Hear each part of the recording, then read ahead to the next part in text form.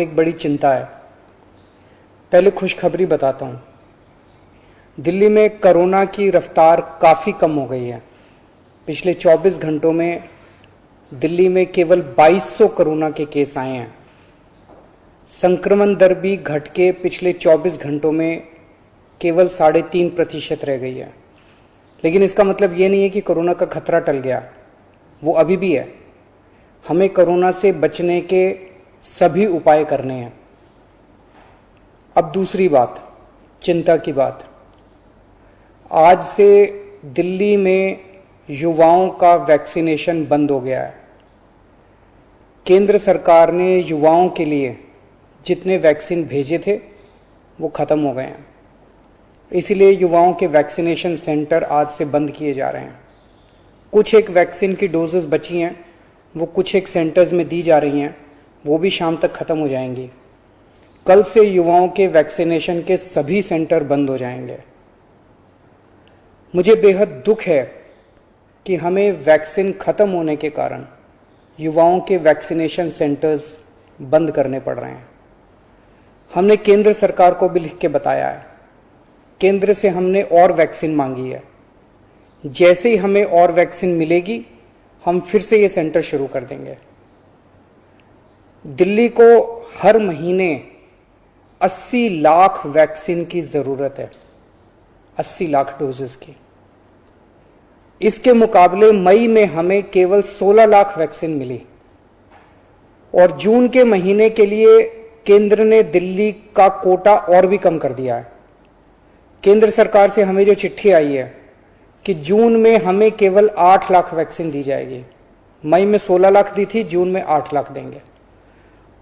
अभी तक हम दिल्ली में टोटल 50 लाख वैक्सीन लगा चुके हैं और दिल्ली के सभी एडल्ट्स को वैक्सीन लगाने के लिए हमें 2.5 करोड़ और वैक्सीन चाहिए।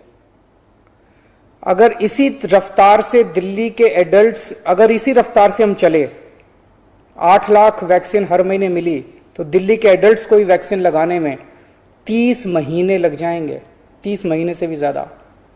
तब तक तो न जाने कितनी और कोरोना की लहरें आएंगी, न जाने कितने और लोगों की मौत हो जाएगी। तीसरी लहर से दिल्ली और देश को बचाने का एक ही तरीका है, कम से कम समय में अधिक से अधिक लोगों को वैक्सीन की सुरक्षा दी जाए। बेड, आईसीयू, ऑक्सीजन, दवाई, इन सब की तैयारी तो हम लोग कर रहे हैं, लेकिन कोरोना के घातक असर से बचाने में वैक्सीन ही सबसे ज्यादा असरदार हथियार है। वैक्सीन की कमी केवल सरकार की चिंता नहीं है, आम आदमी भी वैक्सीन के इस संकट से बहुत डरा हुआ है। कल एक अम्मा का फोन आया, बोली मुझे और मेरे बेटे को वैक्सीन लगवानी है। मैंने पूछा अम्मा कितनी उम्र है दोनों की? बोली मेरी उम्र 65 साल है, मेरे बेटे की उम्र 35 साल। मैंने कहा अम्मा युवाओं की वैक्सीन तो खत्म हो गई, आपको लगवा दूंगा। थोड़ा सोच के बोली अच्छा मेरे वाली वैक्सीन मेरे बेटे को लगवा दे, वो नौकरी के लिए घर से बाहर जाता है, मैं तो बूढ़ी हो गई, उसे तो आगे परिवार भी संभालना है, इसलिए उसका सुरक्षित रहना जरूरी है। यह सुन के दिल में बहुत पीड़ा हुई। आज वैक्सीन की कमी की वजह से देश में बेहद मुश्किल हालात पैदा हो गए। अगर देश में किसी पिता, किसी बेटे, किसी भाई, किसी मां, किसी बहन के सामने यह धर्म संकट है कि वो खुद वैक्सीन ले या अपने परिवार के युवाओं के लिए छोड़ दे, तो इससे ज्यादा दुखद बात और क्या हो सकती है। कोरोना से लोगों की जान बचाने के लिए हमें देश में वैक्सीन की उपलब्धता तुरंत बढ़ानी पड़ेगी। इसके लिए केंद्र सरकार को मेरे 4 सुझाव हैं। पहला, भारतीय बायोटेक कंपनी जो कोवैक्सीन बनाती है, वो अपनी वैक्सीन का फॉर्मूला दूसरी कंपनियों को देने को तैयार हो गई है। देश में वैक्सीन बनाने वाली ढेरों कंपनियां हैं। केंद्र सरकार तुरंत उन सभी कंपनियों को बुलाए और उन्हें आदेश दे, उनसे रिक्वेस्ट ना करे, उन्हें आदेश दे कि वे सभी कंपनियां युद्ध स्तर पर समयबद्ध तरीके से वैक्सीन बनाना तुरंत चालू करें। मैं पूरी विनम्रता से कहना चाहता हूं कि इन सभी कंपनियों को अगले 24 घंटे में बुलाकर ये आदेश दिए जाएं। मेरी बात को अन्यथा ना लिया जाए। इस वक्त एक एक दिन कीमती है, इसलिए मैं ये बात कह रहा हूं। दूसरा सुझाव, सभी विदेशी वैक्सीन, जितनी विदेशी वैक्सीन है उनको भारत में इस्तेमाल करने की तुरंत इजाजत दी जाए। ये भी 24 घंटे में होना चाहिए, इसमें भी बिल्कुल देरी ना की जाए। और विदेशी वैक्सीन के जितने निर्माता हैं उनसे भारत सरकार बात करे। अभी भारत सरकार ने राज्यों पे छोड़ दिया कि स्टेट्स बात करें, हर राज्य अपने अपने स्तर पे विदेशी कंपनी वालों से बात करे। ये कोई अच्छा लगता है?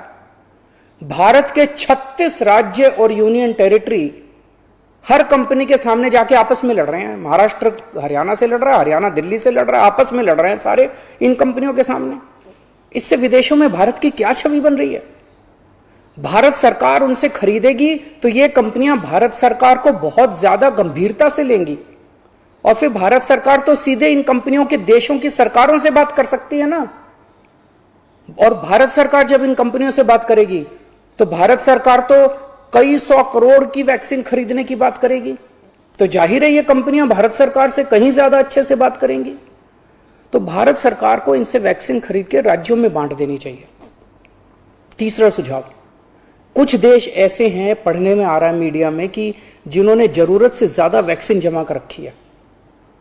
उनकी जनसंख्या जितनी है उसके हिसाब से उनको जितनी वैक्सीन चाहिए उससे कहीं ज्यादा वैक्सीन वो स्टोर करके बैठे हैं। उनसे भारत सरकार को वैक्सीन लेने के लिए गुजारिश करनी चाहिए, प्रार्थना करनी चाहिए। और चौथा सुझाव, ये जितने विदेशी कंपनियां वैक्सीन उत्पादक हैं उन्हें भारत में वैक्सीन उत्पादन करने की भी तुरंत अनुमति दी जाए। अंत में मेरा केंद्र सरकार से यही अनुरोध है कि दिल्ली को तुरंत वैक्सीन उपलब्ध करवाई जाए ताकि हम फिर से वैक्सीन लगाना चालू करें, अपने वैक्सीनेशन सेंटर खोलें और दिल्ली का वैक्सीन का कोटा भी बढ़ाया जाए। कोरोना की इस लहर में सबसे ज्यादा युवा जिंदगियों का नुकसान हुआ है, युवाओं की मौत हुई है और दिल्ली में इस वक्त युवाओं के कोटे की वैक्सीन खत्म हो गई है।